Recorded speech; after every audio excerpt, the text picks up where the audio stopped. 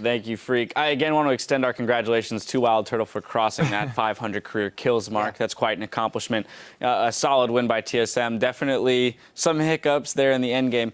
I do want to touch on, though... Style hiccups. It's almost some style hiccups, yeah, exactly. I was wondering, why didn't Bjergsen buy sort of the cult this game? And then I was like, he was planning on diving a lot. No, because he needed a Hydra, of course, on top to go over 500 AD. I do want to talk about, though, something that has plagued other teams that TSM did very well in this game, which is tower dives. Yeah. We've seen some failed tower dives in the past really cost teams. TSM executed a great tower dive bottom and then had the initiative to follow Maokai to the top lane and repeat the same thing to really take great advantages. Their early game lane swapping was actually really solid. It's something they were really weak on in week 1, and it's became a bit of a strong point for them in this game.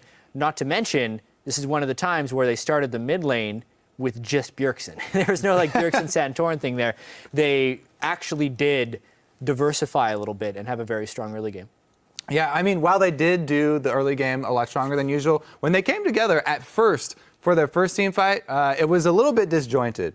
We do have a replay. This is around the Dragon. Now, this team is all about diving in on the high priority targets and taking them out, but when you have some miscommunication here, Santorin goes on a different target from Bjergsen and Dyrus. Yep. And this is also a perfect example of why every single time Lissandra is picked, I mentioned how she's squishy and she relies on the invulnerabilities to actually make anything happen in this fight. You can see Dyrus this early on with focusing all on cooldown and he has 0 defense stats on this Lissandra. He gets blown up before his ultimate goes off. So if your Lissandra ultimate doesn't go off and your Vi ult's a tank jungler on the other side, that's where this squad is going to run into problems, because Bjergsen's he's got his eyes on the priority targets. He's going after AD carry, AP carry.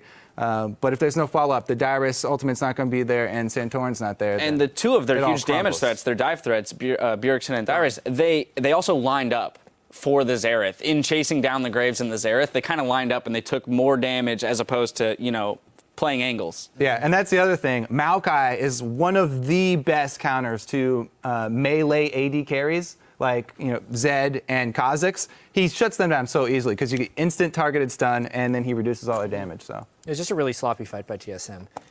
Some sloppiness in the game, but overall, they did have a lot of control. Right, I was going to say, they did then manage to kind of regroup around what their comp is good at in utilizing the Sivir ultimate. And we do have another replay. I want to pull that one up, and Jat's going to walk us through, the strengths of this comp. Yeah, this was a classic example, I believe, of Sivir teams not being able to be flanked. Let's just roll the clip right here, because St. Vicious gets lost around the backside. Gravity is only 4 people there because Saint was also hoping to plan a fight, but Sivir runs away from St. Vicious with everyone. They can't get a clean counter engage on because not only do they have the Sivir for move speed, they do have the Janna to reset a fight afterwards. Saint's completely off on his own, and it's just a formality for him to die after this one. This is all Sivir and all TSM just being on the same page. That's what kind of gave him control back in the game. When you're facing a team like this that TSM drafted, you have to always be ready for that Sivir all-in. If you split up and you try and flank them, and you guys are split up, then they're just going to charge one of the sides, and oh no, we're outnumbered. Well, oh no. Loco Doco tweeted out, "This is so messy" during the game. So even some words from the coach there, kind of maybe a little bit apprehensive about the cohesion of the players within the team. Hey, what's important? Both TSM and CLG won today. For as far as these guys are considered, they avoided the trap games, if not for a little bit of sloppiness in both of them. I mean, CLG's game at the start of the day, they looked like they were going to lose to Coast for a little bit. And this one, there was a pretty bad lost team fight by TSM. All right, well, you already mentioned one of our big matchups tomorrow. Let's pull up the standings. Right now, we have CLG and Team Solo Mid tied for first, as Jat said, setting up a big showdown tomorrow. And then we've got Cloud9 and Liquid sharing third place. And, of course, in fifth, we still have a 4-way tie, followed by Dignitas in ninth place.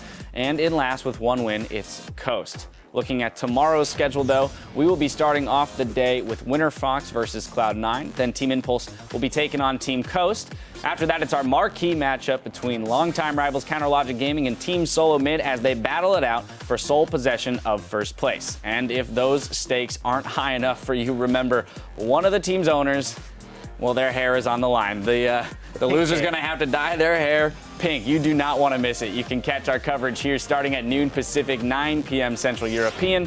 Now for myself, the casters, and the entire broadcast crew, thank you for watching, and we'll see you tomorrow. All right. All the bets revolve around